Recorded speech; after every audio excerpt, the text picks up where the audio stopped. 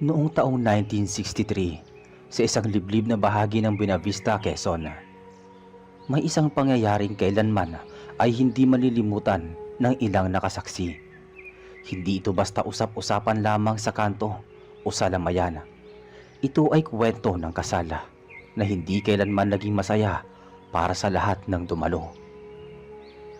Si Henry, isang binatang magsasaka, ay ikakasal na kay Lumina, isang dalagang taga-Karatig Baryo na kilala sa pagiging mabait at magiliw sa matatanda. Ayon sa matatanda, pinagtagpo raw talaga ng tadhana ang dalawa. "Lumina, mahal na mahal kita," wika ni Henry isang gabi habang hawak ang kamay ng dalaga. Napatingin si Lumina at ngumiti. "Sa'yo lang ako, Henry, hanggang sa huling hininga." Naging usap-usapan ang kanilang kasal sa buong baryo. Kahit walang marangyang handaan, naging abala ang lahat sa paghahanda mula sa mga kamag-anak hanggang sa mga kapitbahay. Si Aling Biring, ang tiyahin ni Lumina, ang nangunguna sa pagsasaayos ng kasal. "Abay, hindi pwedeng basta-basta ito. Unang kasal to sa taon, kaya siguraduhin natin na masagana," sabi ni Aling Biring habang abala sa pagsasaayos ng mga bulaklak. Habang nagkakagulo sa baryo sa pagsasaayos, isang hindi inaasahang bisita ang dumating ilang araw bago ang kasal. Siya ay isang lalaking hindi kilala ng sino man sa lugar. Matangkad, malapad ang balikat, tila masyadong tahimik. Siya ay nagpakilalang Ginoong Ato. Hindi niya sinabi kung saan siya galing, ngunit agad siyang tumuloy sa bahay ng isang kilalang residente at doon muna nanirahan pansamantala. "May bagong dating, Aling Biring. Hindi ko kilala. Ang tikas ng katawan parang sundalo," sabi ni Juan, ang pinsan ni Henry. "Wala naman siyang kamag-anak dito, pero ayos lang naman daw siya, tahimik lang," dagdag pa ni Vanessa, kaibigan ni Lumina. Pero hindi lahat ay kontento sa presensya ng bagong dating. Isang gabi, dumaan si Ginoong Ato sa tindahan ni Mang Goryo, ang matandang albularyo. Hindi ko gusto ang enerhiya ng lalaking yon. Bulong ni Mang Goryo kay Juan. Bakit po, Mang Goryo? Tanong ni Juan. Hindi siya ordinaryo. Hindi siya basta tao. Ano pong ibig niyong sabihin, Mang Goryo? Tanong ni Juan. Tahimik lang si Mang Goryo. Kinuha niya ang isang lumang pulseras mula sa kanyang bulsa. Kahoy ang mga beads at may ukit na mga simbolo. "Suotin mo to, Juan. Pag may masamang nilalang sa paligid, iinit yan. Huwag mong aalisin." Seryosong bili ni Mang Goryo. Nang sumunod na araw, abala ang lahat sa pagsasaayos ng lugar kung saan gaganapin ang kasal ni na Henry at Lumina. May ilang kalalakihan na nagputol ng kawayan para gawing dekorasyon. May mga kababaihan na abalang-abala sa pagluluto ng mga kakanin at ulam. Lumapit si Ginoong Ato sa isang grupo ng kabataan. Nakasuot siya ng itim na polo at maong, ngunit kitang-kita pa rin ang tikas ng kanyang katawan.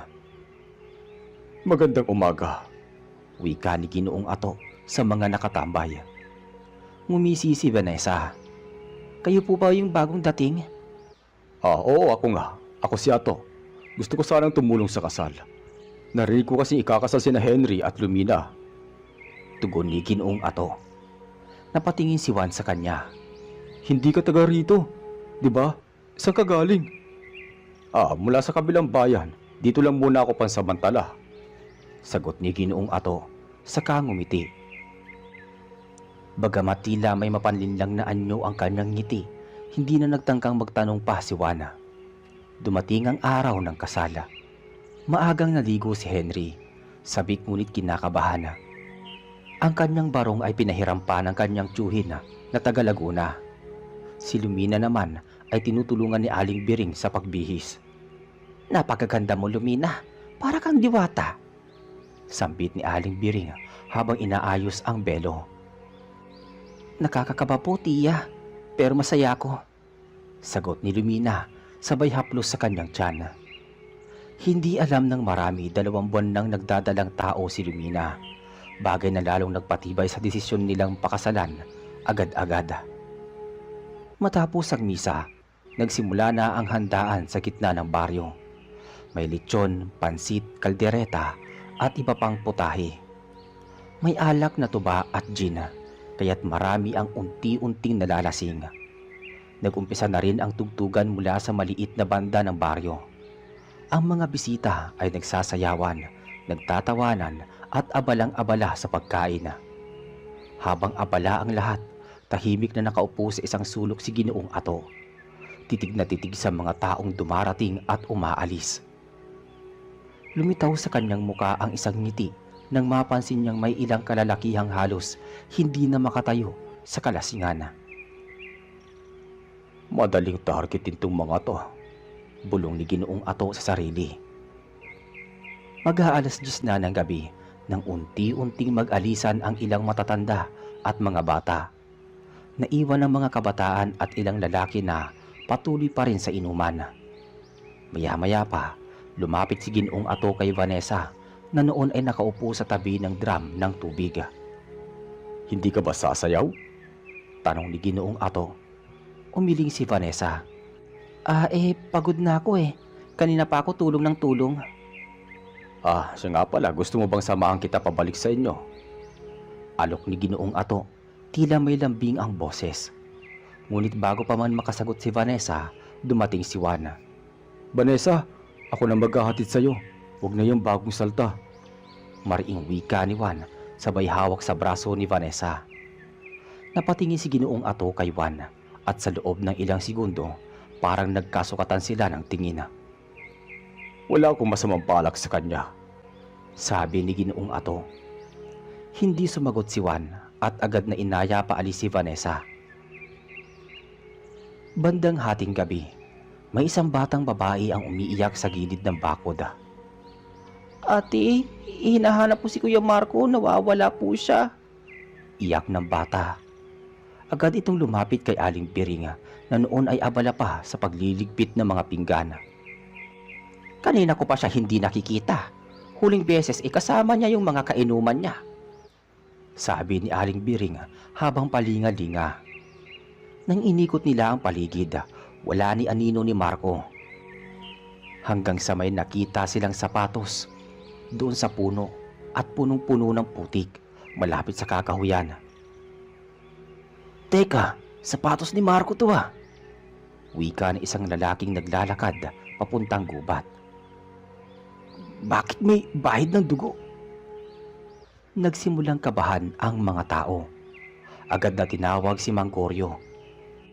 Mang Goryo, may nawawala at mukhang may dugo sa sapatos, sabi ng isang lalaki. Tinignan ni Mang Goryo ang sapatos. Hinawakan niya ito at sa kanyang pagkakaalam, ang bahid ng dugo ay sariwa. Hindi pa huli, pero kailangan nating hanapin siya ngayon. Mariing sambit ng albularyo. Agad silang nagtungo sa kakahuyan. Hawak ang mga sulo at itak, kasama si Juan, Henry at dalawa pang kalalakihan. Habang naglalakad sila, may napansin si Mang Goryo, itim na balahibo sa damuhan at mga yapak na tila hindi pangkaraniwan. Hindi ito yapak ng tao, mahinang bulong ni Mang Goryo kay Juan. Napatingin si Henry sa paligid. Sino ba posibleng gumawa nito? May nilalang na hindi galing sa atin at nasa paligid lang siya, sagot ni Mang Goryo. Habang patuloy na sinusuyod ni Mang Goryo, Henry at Juan at dalawa pang kalalakihan ang kakahuyan, lalo nilang napapansin ang kakaibang yapak sa lupa. Malalaki, may tatlong matutulis na bakas na tila hindi kayang gawin ng paa ng isang tao. Hindi ako mapalagay, bulong ni Henry habang hawak ang sulo. Basta mag-iingat kayo, baka hindi lang tao ang gumagalaw sa paligid, tugon ni Mang Goryo. Biglang may narinig silang kaluskos mula sa may likuran ng punong mangga. Lahat sila'y napalingon. Marco? Tawag ni Juan, pero walang sumagot. Lumapit si Mang Goryo at tinutok ang sulo sa madilim na bahagi. May tumakbong mabilis, tila hayop na nagtatago. Mabilis ang nilalang na yun ah, sabi ni Juan habang hinahabol ng tingin ang gumagalaw. Hindi na nila nasundan pa. Makalipas ang ilang minuto, nakarinig sila ng mahinang ungula mula sa ilalim ng malapad na ugat ng punong kahoy. Dito may tao! Sigaw ni Henry. Agad nilang nilapitan at nakita si Marco. Walang saplot sa itaas, may malalim na kalmot sa dibdiba at likod. Nanginginig ito at hindi makapagsalita. Marco! Marco! Sigaw ni Juan habang tinatapik ang pisngi ng kaibigan. Huwag niyong igalaw. Baka may mali sa buto niya o kaya bali. Sabi ni Manggorio. Dahan-dahan nilang binuhat si Marco at inuwi sa baryo. Lahat ng tao ay nagising sa kaguluhan. Si Aling Biring ay napaiyak nang makita ang kalagayan ng binata. Abay, anong nangyari sa kanya? Tanong ng isang matanda. May sumalakay sa kanya, hindi tao. Sagot ni Juan. Hindi nagpatuloy ang kasiyahan ng kasal. Lahat ay nabalot ng takot. Kinabukasan, maraming hindi na lumabas ng bahay. Ang ilang lasing kagabi, hindi na rin matagpuan. Sa loob ng isang silid, binantayan ni Manggorio si Marco. Gumuhit siya ng mga bilog sa paligid ng higaan ng binata. Gumamit siya ng dahon ng lagundi, asin at langis. Anong ginagawa mo, Manggorio? Tanong ni Henry. Para wag siyang malapitan ng nilalang na yon. Mabigat ang amoy ng gabi ngayon. Nagugutom ang gumagala. Sagot ni Manggorio. Kinagabihan, habang tahimik ang baryo, may kumaluskos sa bubong ng bahay ni Lumina. Narinig ni Lumina ang mahinang yabag sa bubong. Henry, pinaririnig ako. Pabulong niyang sinabi habang niyuyugyug ang asawa. Nagising si Henry. Agad na bumangon at kinuha ang itak sa ilalim ng kama. Dito ka lang, sabi ni Henry. Sabay dahan-dahang lumabas ng kwarto. Pagdating niya sa labas, wala siyang nakita. Tahimik ang paligid, ngunit sa may likuran ng bahay, may kakaibang amoy na pumuno sa hangin. Amoy na pupulok na karne. Sinundan ni Henry ang amoy. Pagdating sa likod, may nakita siyang balahibo sa damuhan. Itim, makapal, parang galing sa hayop. Anong klase nila lang to? Bulong niya habang pinupulot ang balahibo. Kinabukasan, bumisita si Ginoong Ato sa bahay ni na Henry at Lumina. Balita ko may nangyari daw kagabi. Kamusta ang kasal nyo? Tanong ni Ginoong Ato na nakangiti. Hindi namin inaasahan yung nangyari. Pero ayos naman si Marco. Sagot ni Henry habang nakamasid sa kilos ng kausap. Mabuti naman. Kung may kailangan kayo, sabihin nyo lang. Wika ni Ginoong Ato sabay alis. Nang makaalis ito, napansin ni Lumina na may naiwan sa may paso ng halaman. Isang piraso ng balahibo, katulad ng nakita ni Henry kagabi. Nang gabing yon, nagpunta si Henry kay Manggorio at pinakita ang balahibo. Tignan mo po to, katulad ng nakita ko sa likod ng bahay namin kagabi. Wika ni Henry. Kinuha ni Manggorio ang balahibo. Inamoy saka inilapit sa apoy ng kandila. Hindi ito balahibo ng hayop. Balahibo ito ng aswang na kung tawagin ay gabunan. Matigas na sabi ni Manggorio. Gabunan? Tanong ni Henry. Oo, isa siyang uri ng aswang pero hindi basta-basta. Mataas ang uri nito. Mabangis. Hindi siya umatake basta-basta. Pinipili ang panahon tulad ng kasalan, binyagan o lamay. Paliwanag ni Manggorio. Ano pong gagawin natin? Kailangan nating malaman kung sino siya at kung totoo ang hinala ko. Hindi siya taga rito, kundi dayo. Sabi ni Manggorio sabay tingin sa madilim na bintana. Kinabukasan maaga pa lamang ay nagtipo na sina Henry, Juan at Manggorio sa bahay ng matandang albularyo. Kung si Ginoong Ato nga ang gabunan, kailangan natin ng matibay na patunay. Sabi ni Henry habang hawak ang itim na balahibong iniabot ni Manggorio kagabi. May paraan para makumpirma yon. Pero delikado, kailangan maisa sa inyo na mang-anyumpain. Nagkatinginan sina Henry at Juan. Ako na magpapain. Hindi ko palalampasin ang nilalang na yan. Nakita ko ang katawan ni Marco. Halos wala ng kaluluwa ang mukha niya. Sobrang takot.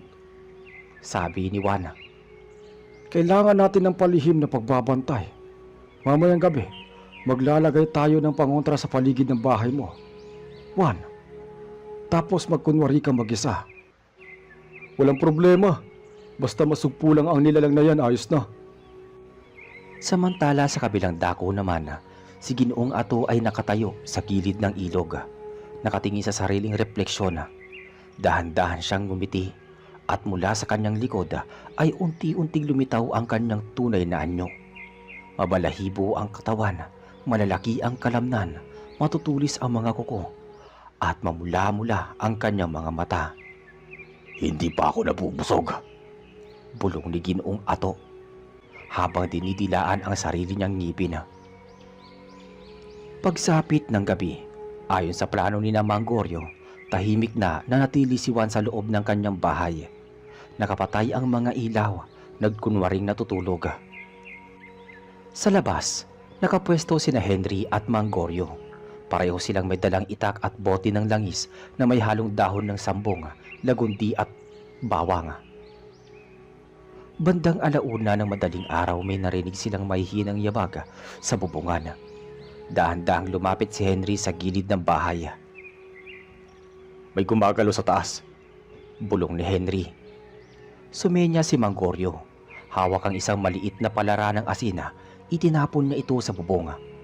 Isang malakas na ungol ang narinig. Biglang bumagsak sa lupa ang isang nilalang. Malaki ang katawan, mabalahibo, may matatalim na kuko. Hindi maikakaila, ito na ang gabunan. Siya na! Sigaw ni Juan habang lumalabas mula sa bahay. Napatingin ang gabunan kay Mangorio, pero bago pa ito makatakbo, isinaboy ng matanda ang langis na may pangontra. Umusok ang balat ng nilalang at napatras ito. Ginoong Ato, hindi ka na makakatakas! Sigaw ni Henry sabay hataw ng itak. Pero mabilis ang nilalang. Tumalon ito at tumakbo papasok sa kakahuyan. Habulin natin siya, papuntang silangan. Sigaw ni Juan. Huwag niyong habulin ng walang proteksyon. Saway naman ni Mangorio. Kinabukasan natuklasan ng mga tao ang bangkay ng dalawang lasing na lalaki sa may tabing gubat. Walang balat ang muka at may malalim na kagat sa leeg. Nagtipon-tipon ang kalalakihan sa baryo. Lahat ay may dalang gulok, sibat at sulo. Hindi na tayo pwede manahimik lang, sabi ni Henry sa harap ng mga kababaryo. Isa siyang halimaw na dumadalo sa kasalan para pumatay. At hindi natin siya kayang pabayaan. Dagdag pa ni Juan. May paraan para siya'y mahuli. Kailangan lang natin ng pihit, ng oras. Hindi siya pwedeng umatake kung may nagbabantay sa silangan tuwing madaling araw. Sa loob ng ilang araw, patuloy ang pagbabantay sa bawat sulok ng baryo. Ang ibang residente, umaalis sa takot. Ang iba nagkulong sa bahay at hindi lumalabas tuwing gabi. Pero isang gabi, bandang 3:00, may nakita si Vanessa mula sa bintana ng kanyang silid. Isang nilalang ang dahan-dahang umaakyat sa bubong ng katapat na bahay. Malaki, mabalahibo at mabilis. Kinuha ni Vanessa ang latang may lamang bato at inihagis sa labas. Henry, nandito na naman siya! Sigaw ni Vanessa. Agad na tumakbo si Henry, Juan, papunta sa lugar. Nahuli nila ang nilalang habang binubuksan ang bintana ng isang bahay. Pero sa halip na umatake, tumakbo ito at nagtago sa ilog. Hindi natin siya mahuhuli kung paisa-isa tayo, sabi ni Juan. Kailangan nating itakda ang huling gabi. May ritual akong kailangan gawin, pero kailangan ko ng dugo ng gabunan. Teka, paano natin magagawa yon? At paano natin makukuha yon? Tanong ni Henry. Isang hiwa lang sa balat niya, kahit isang patak. Yun lang ang kailangan. Paliwanag ni Mangorio. Kinabukasan nagpakalat sila ng balita na magkakaroon pa ng isa pang handaan. Kunwaring pandiriwang ng kasal ni na Henry at Lumina para sa mga hindi nakadalo. Nag-ayos sila ng kubo sa gitna ng baryo. naglagay ng ilaw, inumin at pagkain. Ngunit sa paligid ng kubo, naglatag si Mang Goryo ng mga halamang pangontra at langis na may dasal.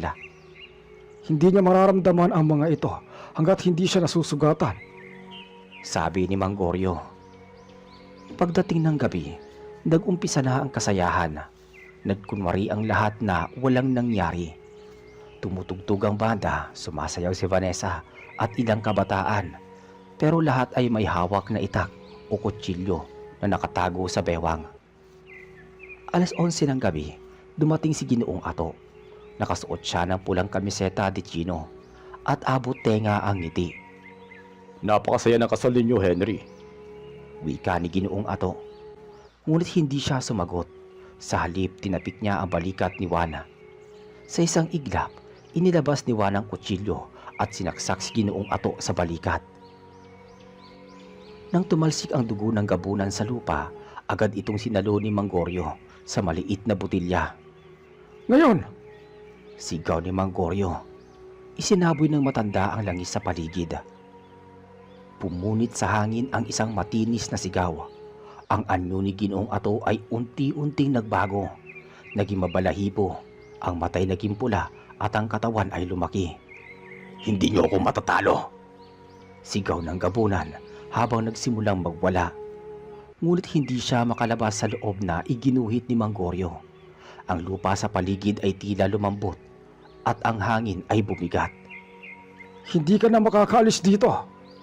Patigas na sabi ni Mang Goryo. Habang patuloy ang pagkakahuli ng gabunan na si Ginoong Ato, pilit itong umaalpas sa bilog na nilikha ni Mang Goryo gamit ang dugo, langis, asin at dahon ng sagrado't matandang punong kahoy. Wala kayong karapatang hadlangan ako! Sigaw ni Ginoong Ato habang nanginginig ang buong katawan sa galit. Matagal ka nang gumagala sa mga kasalan para mambiktima. Panahon na para tapusin ka. Lumapit si Henry, hawak ang kanyang itak. Tumigil ito sa gilid ng guhit sa lupa. Ilang buhay pa ang kukunin mo bago ka tumigil? Napahagalpak ng tawa si Ginoong Ato, pero agad itong napalitan ng daing nang bigla siyang sindihan ni Mang Goryo ng apoy mula sa lakis na may pangontra.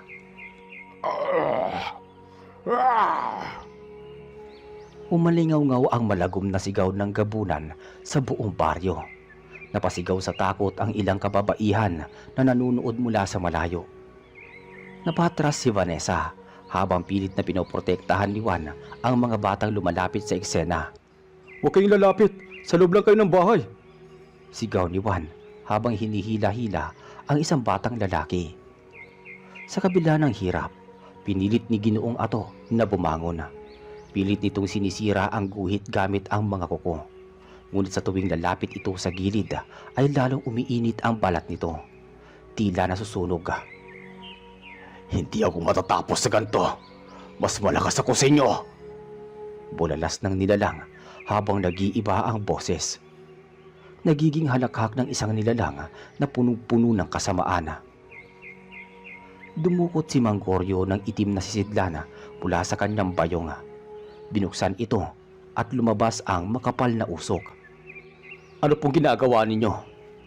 Tanong ni Henry habang pinapanood ang albularyo. Ritual ng pagselyo.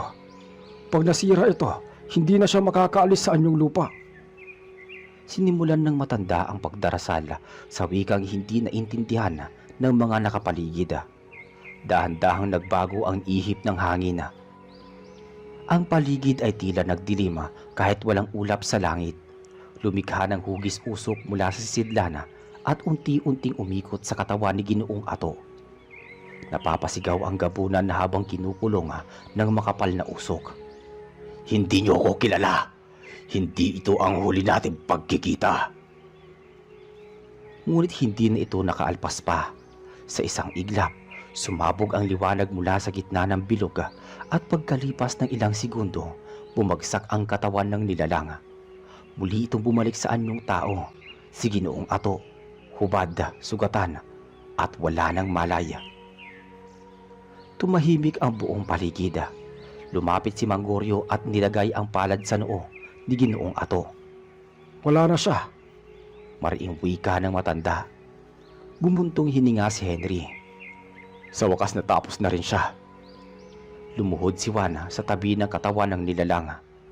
Ang dami niyang pinahirapan. Nagkatinginan sina Vanessa at Lumina. Parehong nakapulupot ang mga braso sa isa't isa sa gilid ng kubo. Hindi ko akalain may ganitong nilalang sa mundo. Bulong ni Lumina. Lahat ng nilalang na itinatago ng gabi, may panahon ng paghuhukom.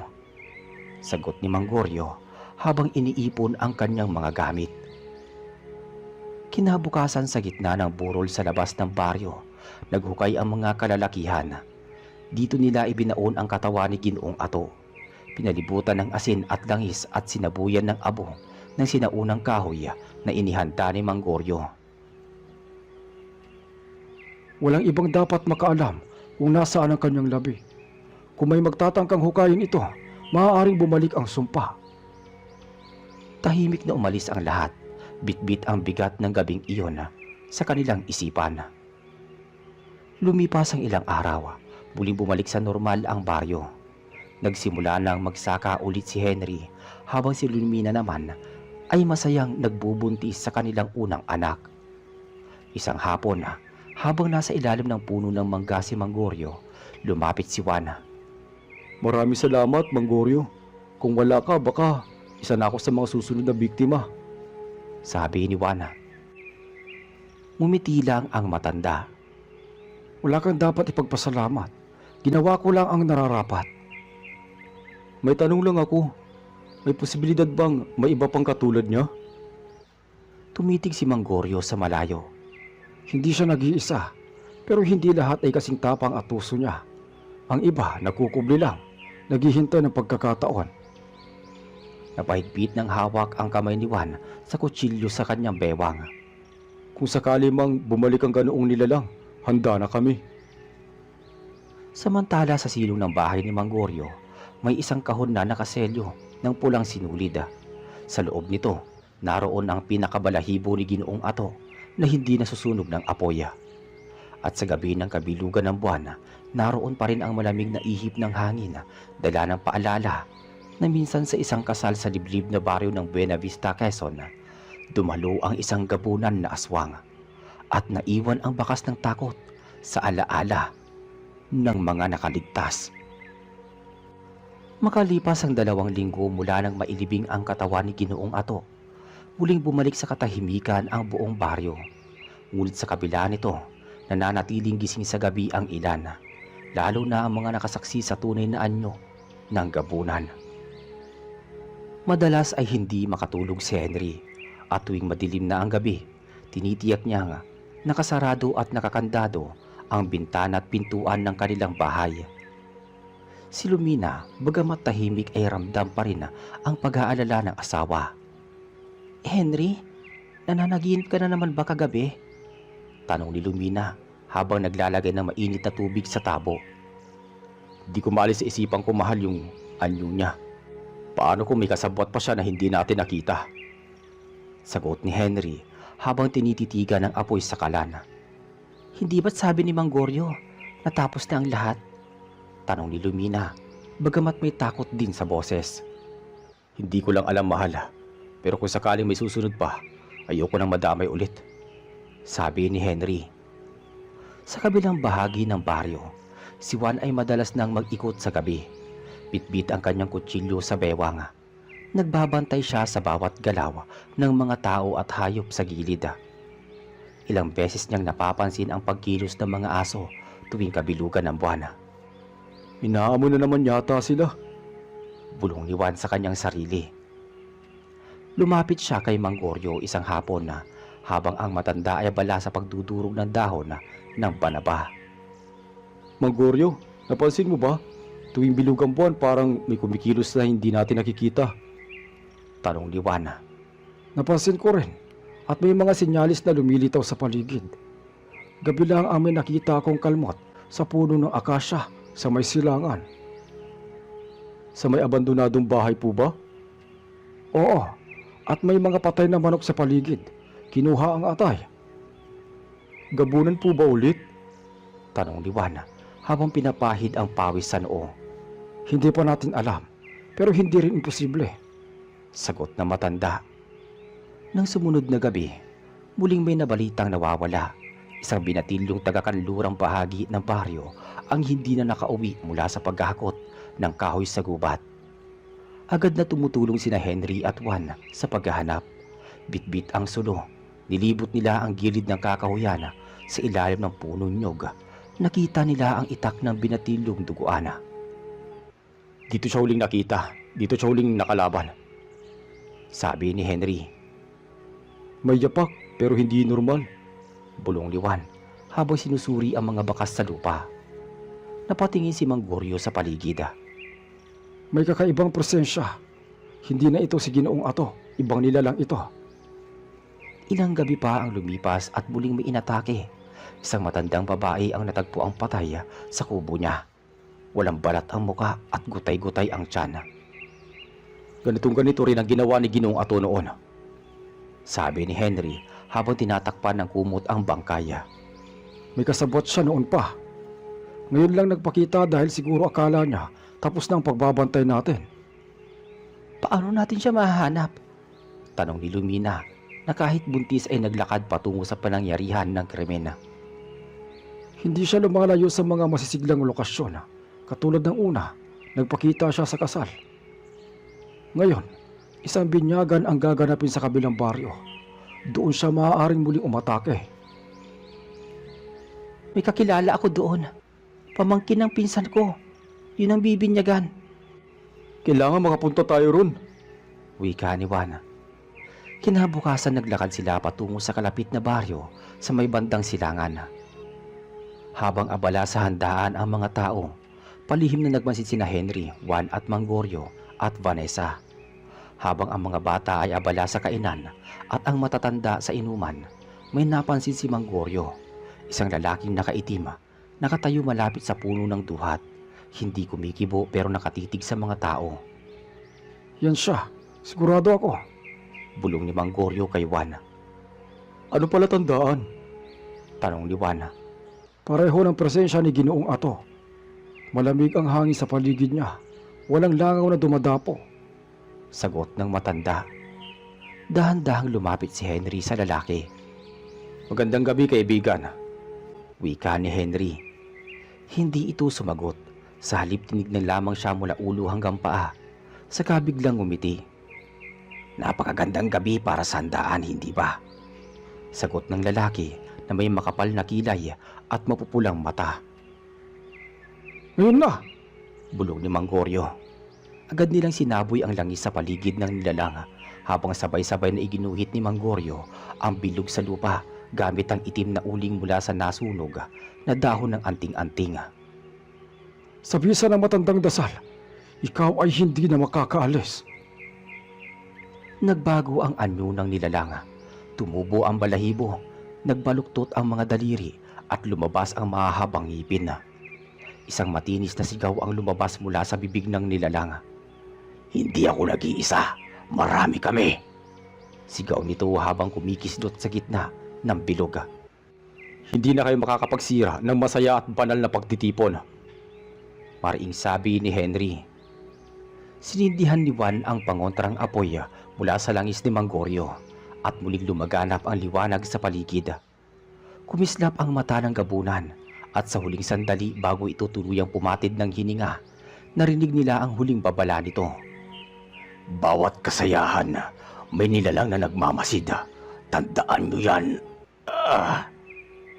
At bumagsak ang katawan nito. Waring nalusaw sa sarili nitong anyo. Tahimik ang gabi, ngunit sa puso ng bawat isa sa baryo, alam nilang kailanman ay hindi na sila magiging kagaya ng dati. Sa kabila ng pagkapanalo nila laban sa pangalawang gabunan, natanim sa kanilang isipan ang mga salitang iniwan ng nilalang na may iba pa, na hindi pa tapos ang lahat. Makalipas ang gabi ng muling pagkahuli at pagkapaslang sa isa na namang gabunan, muling naging tahimik ang baryo. Subalit hindi naging ganap na nawala ang kaba sa puso ng mga taga-roon. Sa kabila ng kanilang tagumpay, ang huling mga salitang binitawan ng nilalang ay nagsilbing babala. Sa bawat kasayahan daw, may nilalang na nagmamasida. Nagpatuloy ang mga araw at ang takot ay unti-unting napalitan ng pag-iingat. Lalo nang naging maingat si Henry. Hindi na siya lumalabas ng bahay sa gabi kung hindi kailangan. Si Lumina naman na nooy malapit ng mga anak ay palagi sinasamahan ni Vanessa tuwing pupunta sa bukid upang mamitas ng gulay. Isang araw, habang sila'y nasa gitna ng pagtatanim ng luya sa likod ng bahay, napansin ni Vanessa ang isang itim na ibon na paikot-ikot sa kanilang pupungan. "Henry, may uwak sa taas, kanina pa yan," wika ni Vanessa. "Mabuti pa, paalisin natin. Iyaw ko ng mga hayop na ganyan sa paligid eh." Sumigaw siya at hinampas ng sanga ang ere upang palayuin ang ibon. Lumipad ito papalayo pero hindi nawawala ang pakiramdam niyang may nanunood sa kanila. Kinagabihan, habang mahimbing ang lahat, biglang umiyak si Lumina. Sumakit ang tiyan niya, sinyalis na manganganak na siya. Agad siyang isinakay ni Henry sa kariton at sinamahan ni Juan papunta kina Aling Biring na isa sa mga kumadrona sa baryo. "Sige, ako na ang bahala dito," wika ni Aling Biring. Habang nasa loob si Lumina, si Henry ay lakad ng lakad sa labas, hindi mapakali. Muli niyang nakita ang uwak, nasa poste, hindi gumagalaw, tila nakatitig sa kanila. Mang Goryo, parang hindi ako mapakali. Kanina pa may mga hayop sa paligid at kakaiba ang hangin. Tawag ni Juan habang patakbong lumalapit. Pumasok si Mang Goryo, bitbit ang kanyang bote ng langis at isang pirasong kahoy na may ukit ng sinaunang simbolo. May presensya nga, hindi gabunan, pero isang nilalang nakaugnay nila. Bulong ni Mang Goryo. Sa loob ng bahay, nagsimula ng iluwal ni Lumina ang bata. Pawis na pawis si Aling Biring, ngunit kalmado ang kanyang mga kilos. Maya-maya'y isang malakas na sigaw ang narinig. "May nilalang sa labas!" sigaw ni Vanessa mula sa bintana. Tumakbo si Henry palabas at nakita ang isang matangkad na nilalang na tila kalahating hayop kalahating tao. Hindi ito kasing tapang ng gabunan ngunit kasing dilim ng presensya nito. "Hindi natin siya dapat palapitin," sigaw ni Juan habang ibinabato ang hawak na bote ng asin. Pumiglas ang nilalang ngunit hindi nakapasok. Nakapalibot na ang sagradong langis ni Mang Goryo at buong paligid ng bahay ay may guhit ng uling mula sa pinaglagaan ng dahon ng saging. "Hindi kayo mananalo," sigaw ni Mang Goryo. Sa oras ding iyon, isang malakas na sigaw ng sanggol ang umalingaw-ngaw mula sa loob ng bahay. "Lalaki! Malusog at buhay ang bata!" sigaw ni Aling Biring. Napatras ang nilalang at sa pagputi ng liwanag ng buwan, nawala ito sa kanilang paningin. Pagkalipas ng ilang araw, muling naging matahimik ang buong baryo. Si Henry ay lalong naging mapagmatsyag. Si Lumina kahit pagod mula sa panganganak ay masaya at ligtas. Pinangalanan nila ang kanilang anak na Isaac, hango sa pangalang nangangahulugang biyayang dumating sa gitna ng kadiliman. Lumapit si Mang Goryo kina Henry at Lumina. Isang hapon habang ang mag-anak ay nagpapahinga sa lilim ng puno. "Dapat na tayo mag-ingat palagi. Ang mga nilalang na katulad ng gabunan ay hindi agad-agad nawawala. Ngunit sa bawat pakikiisa, may tagumpay." "Hindi na kami magiging kampante. Natuto na kami," sagot naman ni Henry. Sa likod ng kasiyahan, may mga nilalang na handang sumira ng katahimikan.